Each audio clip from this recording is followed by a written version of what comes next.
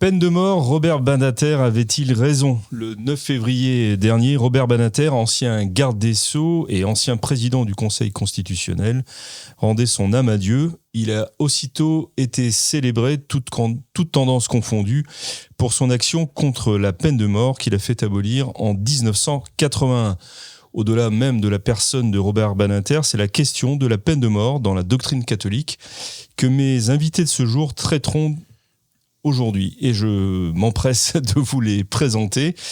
Je vais commencer par la laïque de l'étape, Madame Anne Le Pape. Bonjour Anne, merci de votre présence. À vos côtés, l'abbé Grégoire Sellier. Bonjour Monsieur Maxence et bonjour à tous les clubistes. À ma droite, le père Jean-François Thomas. Bonjour monsieur. Bonjour mon père. Et l'abbé Marc Gelfucci. Monsieur l'abbé, bonjour. Bonjour cher ami, merci bonjour à tous. Également de votre présence à ce club des hommes en noir. Alors la peine de mort, c'est un sujet important. Peut-être que avant de rentrer dans le vif de ce thème, une réaction des uns ou des autres, ou de tous d'ailleurs, mais pas tous ensemble, chacun son tour, sur la mort de Robert Badinter ou sur la personne même de Robert Badinter et de son action politique et judiciaire. Qui ouvre le bal ? Bah écoutez, on nous dit que ça a été un acte tout à fait héroïque, ce qui est faux. Puisque vous voulez parler de l'abolition de la peine de 1981, parce que bon, c'est le grand acte de Badinter. Il a fait un certain nombre d'autres choses, discutables ou pas discutables, mais il est surtout connu pour ce travail d'abolition de la peine de mort. C'était tout à fait dans l'air du temps. Je dirais qu'il y avait toute une restriction progressive de la peine de mort. Je rappelle que la dernière exécution publique date d'avant la Seconde Guerre mondiale, 1939. Puis ensuite, on avait pratiquement gracié à tire-larigot, sauf Mitterrand pendant la guerre d'Algérie, où il a fait guillotiner un certain nombre de gens. En tant que ministre de l'Intérieur, je suppose. Ministre de la Justice. Ministre de la Justice, oui. Et donc, effectivement, on était à un moment où c'était dans l'air du temps. Il a dû, je dirais, emporter l'adhésion de certains députés pour avoir une majorité, mais ce n'était pas quelque chose de spécialement difficile. Les Français étaient très divisés, à peu près 50-50 comme ils le sont aujourd'hui, et donc il n'y avait pas une difficulté majeure. Voilà, il a fait cet acte-là, on en discutera après. Donc selon vous, un hommage exagéré donc à l'action de Robert Badinter. Je pense que l'hommage, il est à la suppression de la peine de mort, qui représente ce que pense la nomenclature politique, mais Badinter n'a pas fait des actes exceptionnels sur ce sujet, je ne pense pas.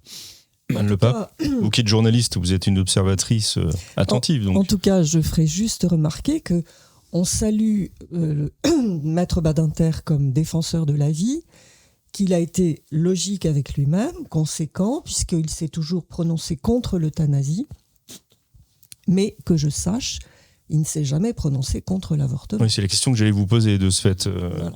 Donc, conséquent avec lui, voilà. Semi-conséquent, jusqu'à un certain point. Mon père, vous avez une réaction sur Robert Badinter ? Oui, bien sûr, oui. Parler de M. Badinter en tant que personne, bon, il est maintenant devant Dieu, devant son juge, donc ce n'est pas à nous de nous prononcer, ni pour le canoniser, comme ça a été fait de façon unanime, ni pour le jeter aux enfers de façon...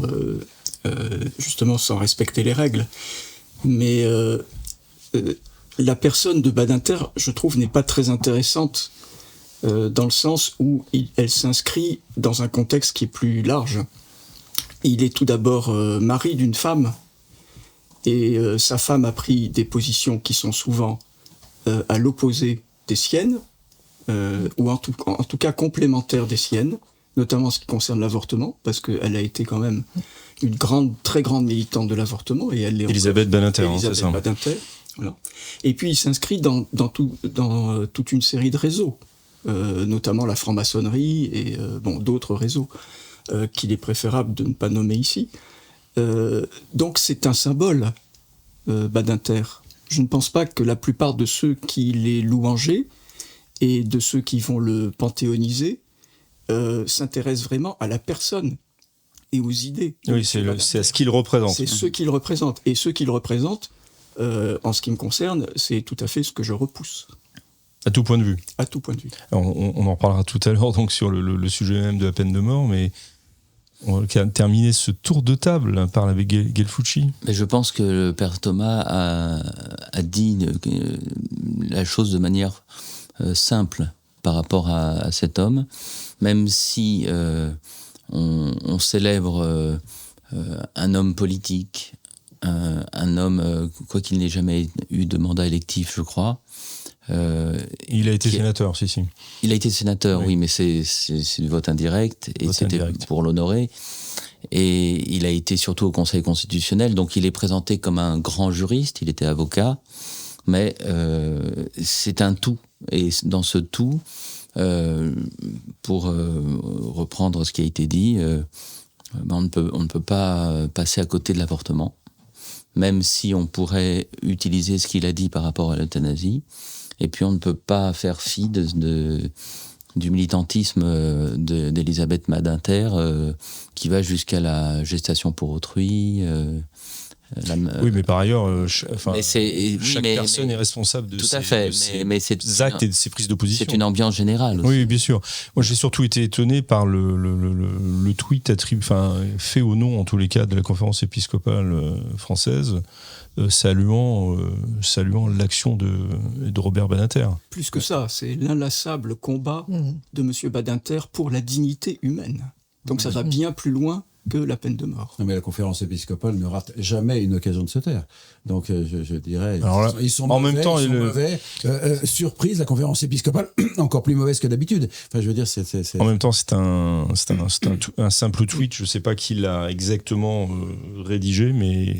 Il n'a pas été dénoncé par aucun évêque. Il n'a pas été dénoncé, effectivement. Donc on peut le regretter. Alors si on en vient à la question de la peine de mort dans la doctrine catholique, laquelle doctrine a subi quelques modifications dans ces dernières années, pour que nous puissions bien saisir justement la portée de ces modifications et éventuellement leur importance. Peut-être que l'un d'entre vous pourrait nous rappeler, tout le monde se tourne vers vous, monsieur l'abbé, donc parce je ne vais pas faire semblant. Oui, c'est notre introducteur doctrinal. Quelle est la position traditionnelle, quelle était la position traditionnelle de l'Église sur la peine de mort? Voilà. Rappelons donc que le catéchisme modèle étant le catéchisme du Concile de Trente, le catéchisme romain, donc est un résumé de la somme théologique de saint Thomas. Donc allons à la somme théologique de saint Thomas. Secunda secundae, question 64, article 2. Prenez des notes, ça peut être utile. Saint Thomas nous dit « L'homme en péchant s'écarte de la raison. » Et donc, il s'écarte de la dignité humaine et devient en quelque sorte une bête. Donc, s'il est mauvais de tuer un homme digne de l'humanité, donc l'homicide est interdit, il peut être bon de tuer un homme pécheur comme on peut tuer une bête. Donc la justification fondamentale de la peine de mort, c'est le fait que par sa faute très grave, extrêmement grave, la peine de mort porte sur des cas très graves, l'homme s'est éloigné de sa propre dignité, s'est rabaissé au rang d'une bête, et si on ne peut pas tuer un homme digne, on va pouvoir effectivement tuer. L'autorité publique va pouvoir, pour le bien commun, dans des circonstances définies, pouvoir tuer un être humain. Voilà. Il y a donc plusieurs critères. C'est-à-dire qu'il faut que, si j'ai bien compris, vous me corrigerez, il faut que l'acte commis soit tel que ça ravale l'homme, il perd sa dignité donc d'homme, et que ça soit l'autorité légitime qui. C'est toujours forcément. Qui commande c'est toujours l'autorité légitime qui donne des peines. C'est toujours l'autorité légitime qui donne des peines. Donc c'est une des peines possibles, et donc que ça soit l'autorité légitime, c'est normal. C'est effectivement, la peine de mort étant la peine la plus grave, elle va être proportionnée, évidemment, à aux fautes les plus graves. Ça paraît logique. Et au-delà du Concile de Trente, si je puis me permettre, il y a eu... Cette doctrine est la doctrine commune, on va dire, jusqu'au... Non, mais depuis quand, en fait, est-elle la doctrine comme commune ? Ah ben c'est la doctrine depuis les pères de l'Église. Les pères de l'Église parlent... La peine de mort était une institution généralisée, elle n'a jamais été contestée dans l'Église. La seule chose qui était spécifique, c'est que l'Église, elle, pour ses propres sanctions, n'a jamais admis la peine de mort. D'accord ? Et si elle estimait que quelqu'un, elle le remettait au bras séculier, le seul qui utilise ce type de peine. L'Église, elle, n'a jamais pratiqué la peine du sang, si vous voulez, mais elle l'a admise. Elle l'a déléguée quand même au droit temporel. Manifestation qu'effectivement, elle n'était pas contre, même si elle estimait qu'elle ne devait pas la pratiquer. L'Église, depuis les origines, a toujours été prudente en ce qui concerne la peine de mort. Elle n'a pas été contre, mais elle a été prudente. Et bien évidemment, dans tous les royaumes chrétiens, à commencer par l'Empire byzantin, la peine de mort existait, mais elle était en fait relativement peu appliquée. Elle était appliquée vraiment dans des cas qui étaient très très graves. En revanche, il y avait d'autres peines qui rendaient peut-être la peine de mort enviable, parce qu'il y avait des tortures, etc., qui étaient tout à fait admises. Qui étaient admises moralement. Moralement, oui. Mais donc ça n'allait pas jusqu'à enlever la vie de la personne. Et on voit bien qu'au Moyen-Âge, y compris avant saint Thomas d'Aquin, l'Église est réticente vis-à-vis de la peine de mort, de l'application de la peine de mort, parce que cela peut ôter à la personne la possibilité de la rédemption. L'Église, c'est quand même son souci principal, donc peine de mort, pourquoi pas, mais à condition que la personne voit ça comme une voie de salut, et ça l'a été évidemment dans certains cas. Mais pas dans tous non plus. Mais pas dans tous non plus. Et puis la deuxième chose, c'est que l'Église était réticente parce que le jugement provenait d'un jugement humain et pas d'un jugement divin. Donc ça, c'était les deux réticences de l'Église. Et même au Moyen-Âge, qui a une très très mauvaise image de marque aujourd'hui, contrairement à ce qu'on croit, on ne tuait pas comme ça sans raison. Et on ne tuait pas non plus des quantités innombrables de personnes. Et de personnes juste pour le plaisir ou par sadisme. Monsieur Abegelfouchi, vous aviez sur cette position traditionnelle de l'Église. Eh bien, la position traditionnelle de l'Église, quand on voit dans l'Ancien Testament les peines de mort nombreuses qui étaient demandées par Dieu lui-même pour protéger si vous voulez, le bien du peuple, mais qui étaient sévères. C'est pour ça que vous avez Marcion, le marcionisme, qui dit qu'il y a comme deux dieux ou deux religions. Donc c'est une hérésie, faut préciser.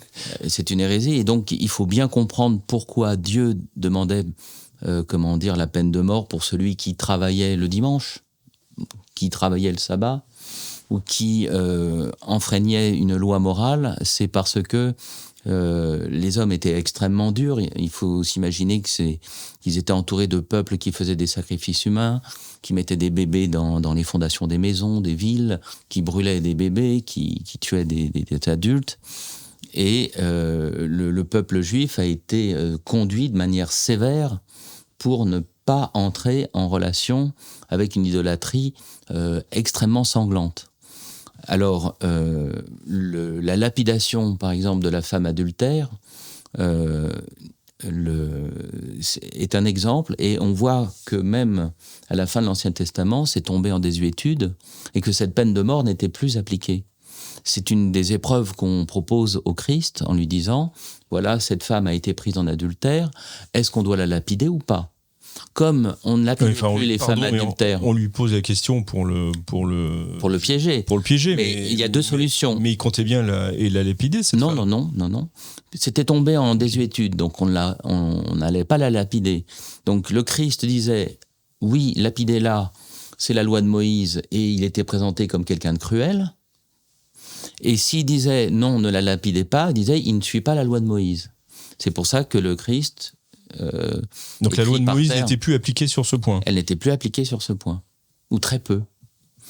Et donc, pour revenir à la position de l'Église même contemporaine, enfin avant quelques changements, l'autorité publique, pour le bien de la société, de manière proportionnée au crime, avec la certitude de la culpabilité du coupable, et ça pose quand même un grand problème, vous voyez, peut mettre à mort avec la condition que cette personne puisse faire pénitence, qu'on lui propose. Et d'ailleurs, saint Thomas d'Aquin dit quelque chose d'extrêmement fort et pointu qu'on retrouve dans le cas de Georges Flèche et des écrits qu'il a laissés et qui ont ouvert la possibilité d'une enquête de béatification qui n'a pas allé jusqu'au bout, c'est difficile. parce qu'il a quand même tué un policier à l'époque. Bon, c'était le fait qu'un condamné à mort qui accepte la peine temporelle en réparation du péché qui lui a valu cette condamnation à mort a un mérite exceptionnel et est justifié. Vous voyez ? Est-ce que c'est pas un peu Parce que c'est odieux. La peine de mort est odieuse. Et Certes. j'ai beaucoup trop parlé, mais la peine de prison, saint Thomas d'Aquin dit, la peine de prison elle-même est odieuse. Et on peut même s'échapper. Mais face à Dieu, et même face à la société, il faut réparer. Donc si on s'échappe, il faut quand même réparer d'une manière ou d'une autre le mal qu'on a fait. Mais on peut, c'est extraordinaire, saint Thomas d'Aquin dit, on peut s'échapper de prison. Et donc on peut aussi essayer d'échapper à la peine de mort. Seulement, celui qui l'accepte pour la vie éternelle est justifié. Mais si vous voulez, c'est une pensée qui est tellement alors justement, le premier condamné à mort justifié comme ça, c'est le bon larron finalement. Oui, lui, il accepte. Il accepte sa peine. Pour nous, c'est justice. Pour nous, c'est justice. Oui, c'est ce qu'il dit, c'est ce qu'il dit très clairement. Père Thomas. Il est d'une certaine façon heureux que la peine de mort ait été appliquée, parce que c'est ce qui nous vaut aussi la rédemption. Notre Seigneur a été crucifié. Il a été crucifié, selon la loi romaine, comme un esclave. Donc vraiment la pire des peines de mort. Dans le droit romain, en fait, le citoyen romain était rarement condamné à mort. Pour tous les autres... Ce qui arrive à Saint-Paul quand même. Oui, mais à l'épée. Oui, mais à l'épée. À l'épée, voilà. oui. Donc c'est une mort tout à fait digne. Et c'est d'ailleurs ce qui sera pratiqué jusqu'au XVIIIe siècle pour les nobles. C'est toujours à l'épée ou à la hache. Pour les autres, pour les manants, oui, mais bon, c'est quand même la mort la plus sobre qui puisse... Alors moi qui suis manant, j'aurais été condamné comment ? Pendu. Qui puisse exister. Mais bon, notre Seigneur a été condamné à mort. Oui, tout à fait. C'est vrai que ça... Donc pour le christianisme, ça signifie quand même quelque chose. Ça signifie quelque chose, effectivement. Anne le Pape, je vous vois me regarder, donc je vous laisse parler. Gelfucci a parlé de Jacques Fesch, puisque un des arguments qu'on peut entendre, c'est qu'il faut laisser aux condamnés le temps de se repentir et de se tourner vers Dieu. Mais il y a eu des exemples comme Pranzini, par exemple, qu'on connaît grâce à Sainte Thérèse, Enfant Jésus, oui. puisqu'il avait fait un triple meurtre en 1887 et qu'il a été condamné à mort, qu'il a refusé de voir l'aumônier, d'écouter l'aumônier. La toute petite Sainte Thérèse a prié pour lui, pour qu'il se convertisse, et au moment de glisser sa tête dans la lunette de la guillotine, il s'est tourné vers le crucifix et qu'il a embrassé. Donc il y a toujours ce moment, Dieu offre toujours le pardon, et puis bon, Jacques Fesch, bien sûr, qui a eu un cheminement spirituel admirable, se comparant au bon larron, parlant des clous acceptés, etc. Bon, cheminement spirituel qui a bien dû avoir des hauts et des bas, bien sûr, il ne faut pas se faire d'illusions. Oui, surtout quand on se retrouve dans une cellule, oui, seul. Voilà. Parce que c'est ce que dit saint Thomas, la perte de la vie est la plus grande des pertes. On ne peut pas perdre plus que la vie. C'est la peine de mort. Nous autres, on peut être privé des biens extérieurs, on peut être privé de sa liberté, on peut être privé de tout ça, mais la perte de la vie, c'est irréparable. C'est la peine la plus terrible. La plus grave. Est-ce que c'est la plus terrible ? Non, la plus grave, oui. mais... Le pape François dit bien que la prison à vie, c'est une forme de mort cachée. Et c'est vrai que c'est horrible. Oui, mais il le dit dans son discours, mais dans la nouvelle rédaction du Alors on va en parler justement catéchisme, il dit que grâce à la peine de prison, on n'a plus à utiliser cette peine. Tout à fait. La peine de mort. Alors justement, à partir de quand l'Église modifie-t-elle sa position ? Je ne sais pas s'il faut dire sa doctrine. Vous me corrigerez. Une certaine expression de la doctrine. Et de sa doctrine, en tous les cas, sur la peine de mort. Moi, je pense que ça commence au concile où on commence à agiter la question, même si ça n'est pas traité dans Gaudium et Spes, c'est le document de Gaudium et Spes, ça n'est pas traité de façon exhaustive, mais on commence déjà à s'orienter vers là. Ce qui n'est pas, attention, hein, je vais défendre l'interdiction de la peine de mort donc dans quelques instants, mais ce qui n'est pas absurde et ce qui n'est pas sot. Pourquoi ? Parce que un certain nombre de conditions sont en train d'évoluer, notamment l'efficacité des États à maintenir dans des prisons, parce qu'effectivement aujourd'hui, pour se sauver des prisons occidentales, c'est extrêmement difficile. Hein. Il y a très peu d'évasions réussies, et parce que nous sommes dans un siècle qui se médiatise. Et donc la peine de mort devient, comment dirais-je, quelque chose qui va se répandre en images. Je disais que c'est en 1939 qu'il y a eu la dernière exécution publique. Donc, auquel le public pouvait assister, hein, c'est bien ça. En réalité, on le faisait à 4h du matin, mais il s'est trouvé, je ne sais pas exactement, que ce jour-là, il faisait beau, il faisait clair, et qu'il y a eu beaucoup de photos, et que ça a été un scandale, si vous voulez, dans la société, parce que ces photos ont été... c'est par les photos, en fait, qui ont été prises à ce moment-là, oui, bien sûr. Et qu'on a dit, bon, il faut arrêter, il faut faire en sorte que ça ne soit plus public. Donc, on était déjà confronté à des problèmes d'image, par exemple. Donc, voilà, il faut pas dire... la peine de mort, il y a des circonstances qui expliquent en partie cette nécessité d'une réflexion sur la question... Une réflexion nouvelle sur la... C'est une décision d'ordre politique, et la politique doit tenir compte des circonstances. Bien sûr. Père Thomas, vous vouliez intervenir ? Oui, pour rajouter 2 causes qui me semblent aussi importantes. Il y a une cause qui est historique, c'est-à-dire qu'il y a eu les grands bouleversements du XXe siècle, avec notamment la Seconde Guerre mondiale et les suites de la Seconde Guerre mondiale, avec les condamnations, les exécutions, l'épuration, etc. Ça, c'est une chose, et c'est pas simplement dans un contexte français, hein, c'est beaucoup plus large. C'est moins à l'échelle européenne, effectivement. C'est international. Et puis, la seconde chose, c'est que la peine de mort ne peut être comprise dans son juste sens que dans une société chrétienne. À partir de tout ce que vous avez dit, d'ailleurs, voilà, on voit bien que la peine de mort a un sens si cela peut aider la personne qui a commis une chose atroce et qui peut mettre en danger le bien commun, la société. Donc, elle n'a de sens que si elle amène cette personne à la rédemption. Donc vous voulez dire qu'aujourd'hui, nos sociétés occidentales ne peuvent pas comprendre. Nous sommes plus à même de comprendre à cause de l'ambiance culturelle dans laquelle nous sommes plongés. Et quand le pape François dit que la peine de mort est une mesure inhumaine, à mon avis, sa réaction, c'est une réaction laïque, c'est une réaction sécularisée. Mais ce n'est pas... Alors ça ne veut pas dire qu'on ne peut pas être contre la peine de mort, mais il faut, à mon avis, réagir dans la perspective de la rédemption, toujours. D'ailleurs, je réagis, mon père, à vos propos, parce que on sait que Camus a réfléchi beaucoup sur la peine de mort. Il a écrit ses réflexions sur la guillotine, sur la peine de mort. Et il a défendu les condamnés. Il a été contre. Voilà. Mais lui-même, un croyant, reconnaissait que dans une société religieuse, la peine de mort se justifiait, puisque on retire au condamné sa vie terrestre, mais qu'on ne lui retire pas la possibilité d'obtenir le pardon de Dieu. Et donc, son argument contre la peine de mort était que la peine de mort rompait la solidarité humaine devant la mort, mais il disait que dans une société religieuse, qui a une dimension sacrée, cet argument ne tient pas, et que donc on comprend que dans une société religieuse, je répète, on puisse appliquer la peine de mort.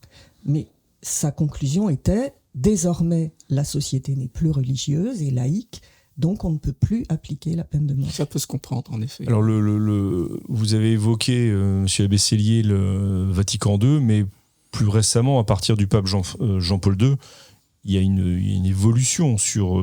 voilà, en 3 étapes. Dans le catéchisme même. Voilà, le catéchisme de l'Église catholique, 92, donc sa première... 1992. 1992, sa première édition, qui nous dit que pour le bien commun, l'autorité peut sévir, y compris par la mort, et elle demande 2 critères. Le catéchisme demande l'extrême gravité du crime et que les autres moyens ne suffisent pas. Ceci va être modifié en 97.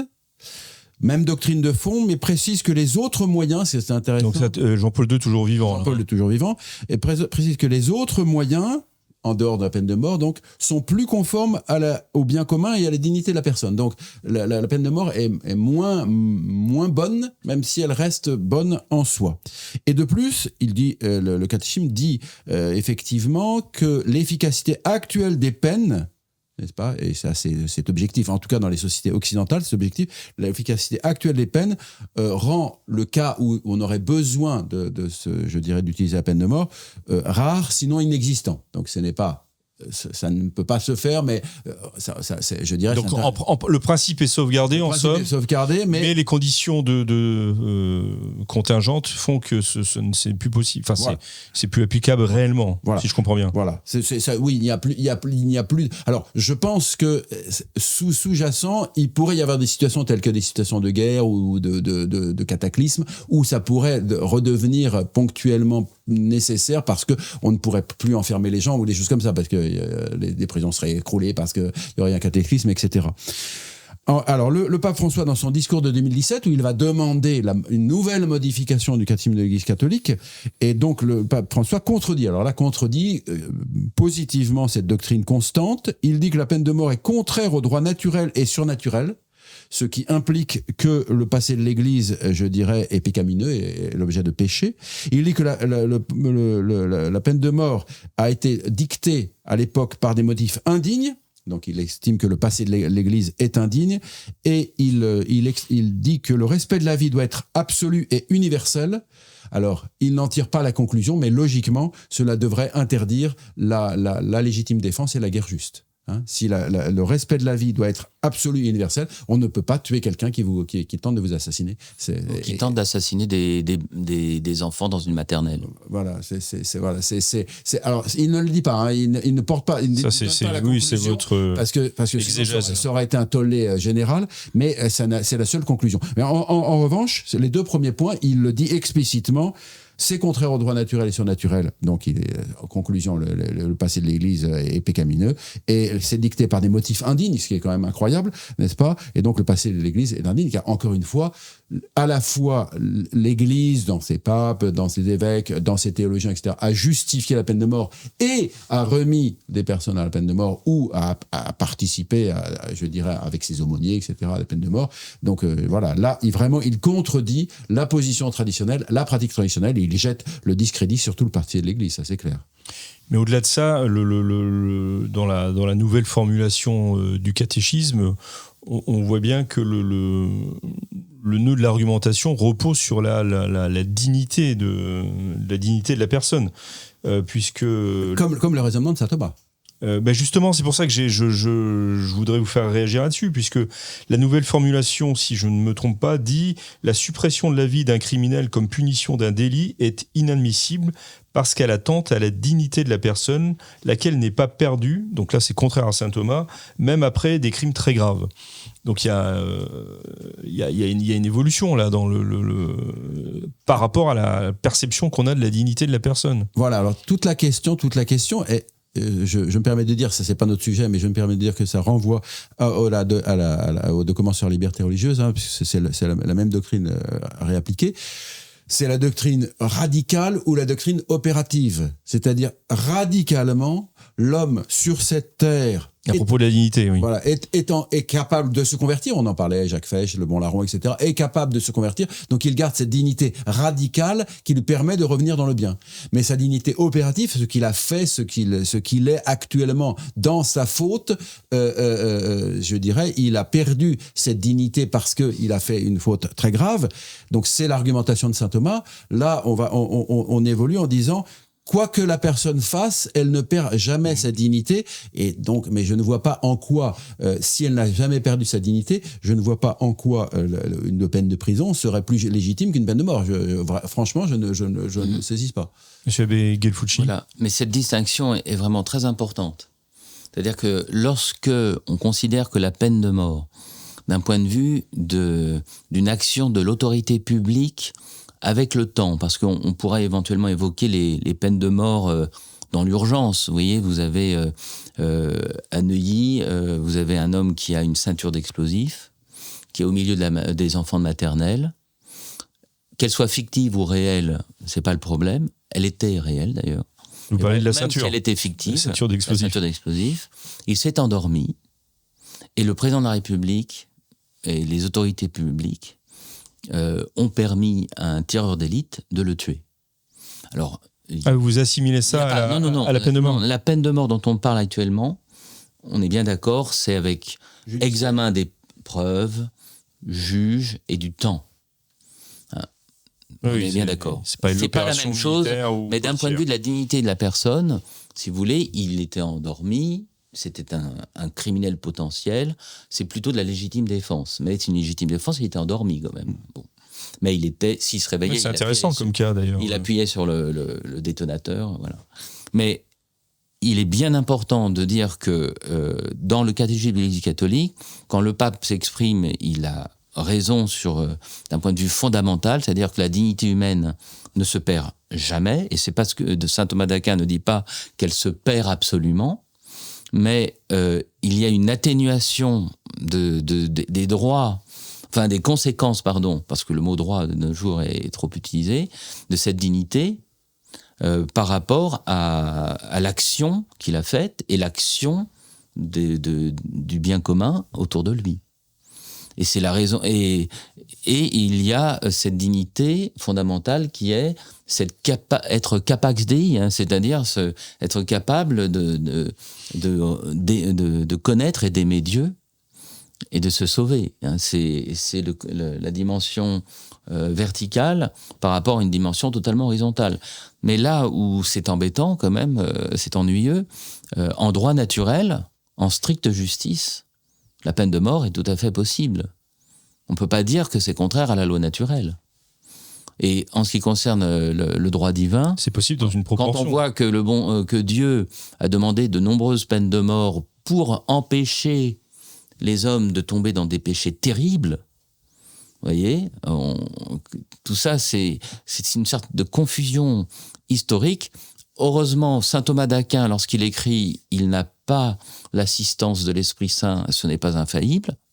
Mais ce genre de documents ou ces genres de discours ne sont pas aussi couverts par l'infaillibilité. Oui, alors ça c'est une autre question. Il peut y avoir des erreurs. Il peut y avoir des erreurs dans ces. Avant de laisser la parole au père Thomas, je voudrais réagir. Vous dites que l'homme ne perd jamais sa dignité. Radicalement. Sur cette terre. Radicalement.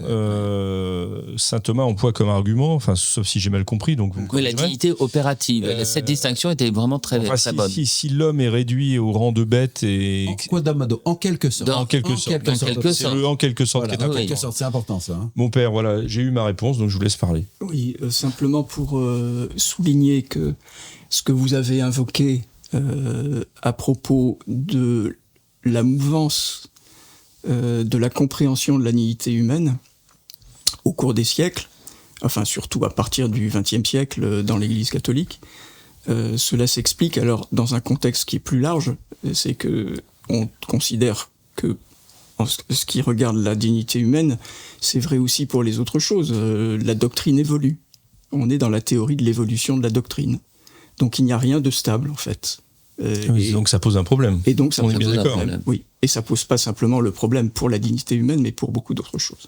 Oui, mais bien sûr. Mais je parlais de la dignité humaine parce qu'elle est invoquée là comme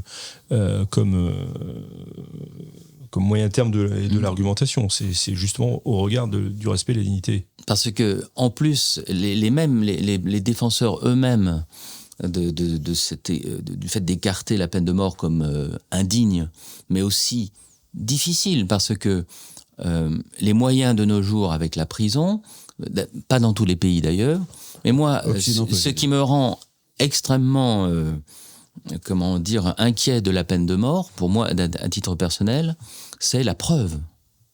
Parce que, sauf le flagrant délit, de nos jours... Établir la preuve qu'il s'agit bien du coupable. Oui. Et on a aux États-Unis des procès invraisemblables où il n'y a pas de flagrant délit et on finit par dire oui, c'est lui le coupable et on le tue et il était innocent. Et ça, c'est une des raisons contre la peine de mort de fait voté ou admis dans un pays si le système de preuve est défectueux, ou des conditions de flagrant délit bien claires. Tout ça, il faut être très, très concret et très objectif. Donc, de ce point de vue-là, vous rejoignez moi, je pense la que d'un point de position vue de Jean-Paul II. d'un point de vue pratique, en plus, le crime politique. Robert Badinter considère que la mort de Louis XVI était bonne. Il s'est exprimé là-dessus ? Oui, il a dit que sinon le peuple n'aurait pas été souverain. Je ne vois pas en quoi Louis XVI, en tant qu'homme, a mérité de ne pas être un homme. Enfin, vous voyez, donc c'est... oui, c'est sa les condition de élections roi lui politiques. faisait perdre sa dignité. Voilà. Alors. Et la Révolution française, il faudrait peut-être aussi que ceux qui sont très impliqués contre la peine de mort et qui se souviennent que les faisceaux délicteurs de la République française, c'était les haches de la peine de mort. Donc on pourrait retirer ces haches. Il faudrait surtout se souvenir du grand travail de la guillotine. Oui, et la guillotine. Du symbole Et Noël Pineau, que nous fêtons Noël Pineau, oui. Le 21 février, lui a été décapité en ornements sacerdotaux. La peine de mort appliquée aux opposants politiques ne pose pas trop de problèmes à certains aux opposants à une peine de mort pour les délits de vol, de crime. Mais pour la peine de mort. Dans les coutumes anciennes, parce que les voleurs vous coupaient les jarrets, ils vous coupaient les muscles arrière non seulement des chevaux mais aussi des hommes, ils vous mutilaient pour vous voler. Dans des coutumes pénales de siècles passés, au bout du deuxième vol, vous étiez pendu. Mais c'était extrêmement sévère. Donc, effectivement. Mon père ? Oui, nous n'avons pas parlé, en fait, des arguments qu'il considère comme massus. Des arguments de ceux qui, d'ailleurs, hors et dans l'Église, ont été de fervents partisans de l'abolition de la peine de mort. Souvent, ce qui est présenté, c'est que la peine de mort, de toute façon, ce n'était pas une dissuasion. Alors, ça reste à prouver, de toute façon. Et puis, c'est ne pas prendre en compte tout ce qui est récidive. Donc, M. Badinter, par exemple, en voulant protéger toute vie, n'a pas protégé la vie de ceux qui ont été tués par ceux qui, ayant commis des crimes et ayant pu être condamnés à mort, mais ne l'ayant pas été, ont continué leur forfait. Il y a des exemples sur ce point-là ? Alors, des exemples précis, moi je ne suis pas capable de vous en donner, mais oui, on voit bien que tous les jours, il y a des personnes qui sortent de prison, même en ayant été condamnées à la peine à perpétuité. Mais qui sortent avant. Qui sortent avant et qui recommencent, effectivement. Qui commettent des crimes. Il faut se souvenir tout de même que j'ai trouvé ça dans une interview de Jean-Louis Harwell, qui est professeur de droit. Il citait Badinter qui disait que il ne se sentait pas vraiment du côté des innocents et des victimes. Donc, oui, mais par son travail d'avocat, en fait. Pas seulement. Je pense que...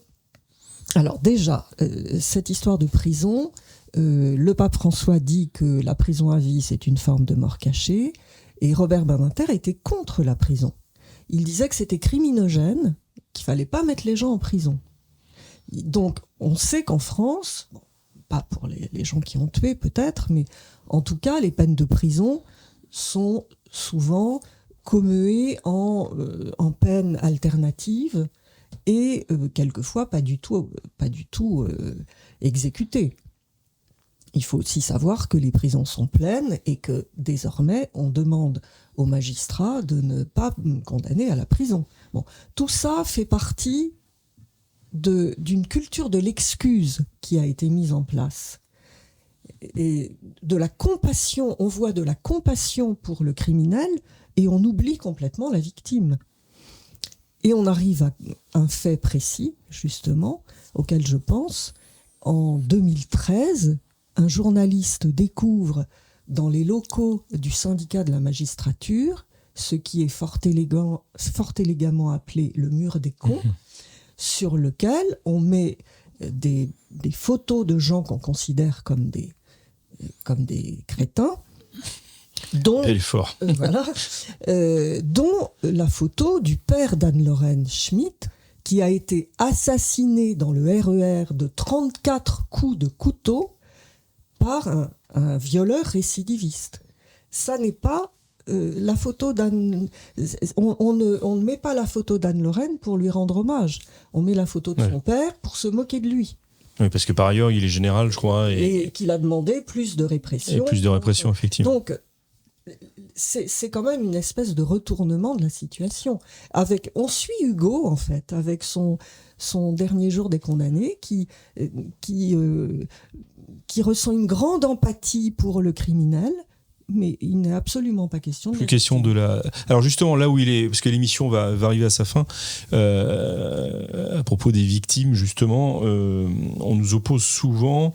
on oppose souvent aux tenants de la position traditionnelle de l'Église sur la peine de mort le fait que les catholiques sont à la fois contre l'avortement, sous prétexte qu'on supprime une vie, et pour la peine de mort, au moins en principe, qui entraîne la suppression d'une vie. Et donc, on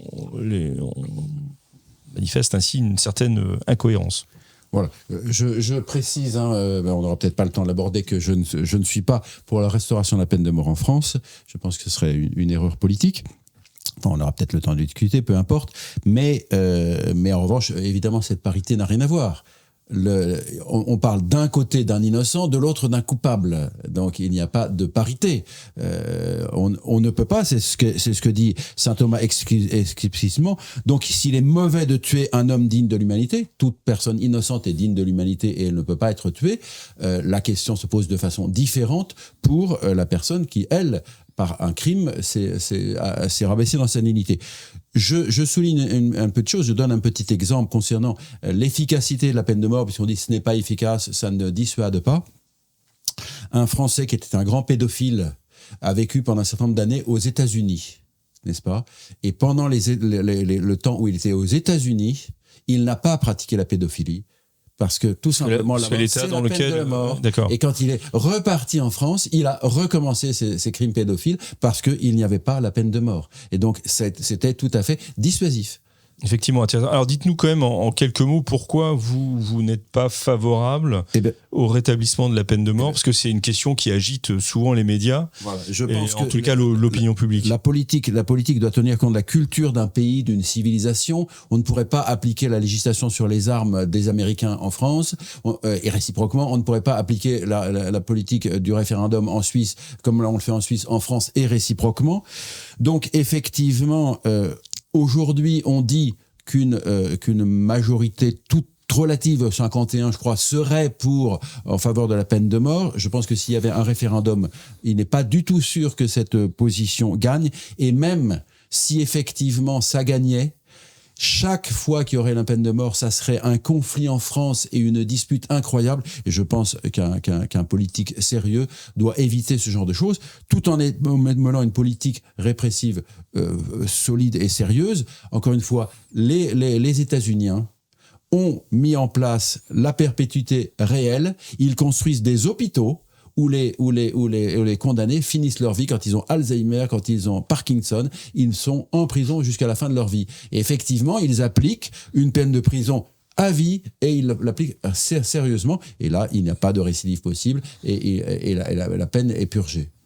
Oui, un simple rappel historique, c'est que les premiers pays royaumes à l'époque ou principautés qui ont aboli la peine de mort, ce sont tous des pays chrétiens, catholiques. C'est le Grand-Duché de Toscane en 1786 qui a aboli la peine de mort. Et à Saint-Marin, c'était un peu plus tard, c'était au milieu du 19e siècle, mais la peine de mort existait, mais elle n'avait pas été mise en pratique depuis le 15e siècle. Donc c'est dire que dans une société chrétienne, on ne peut pas dire qu'une société chrétienne serait pour la peine de mort, ça n'a aucun sens. Mmh.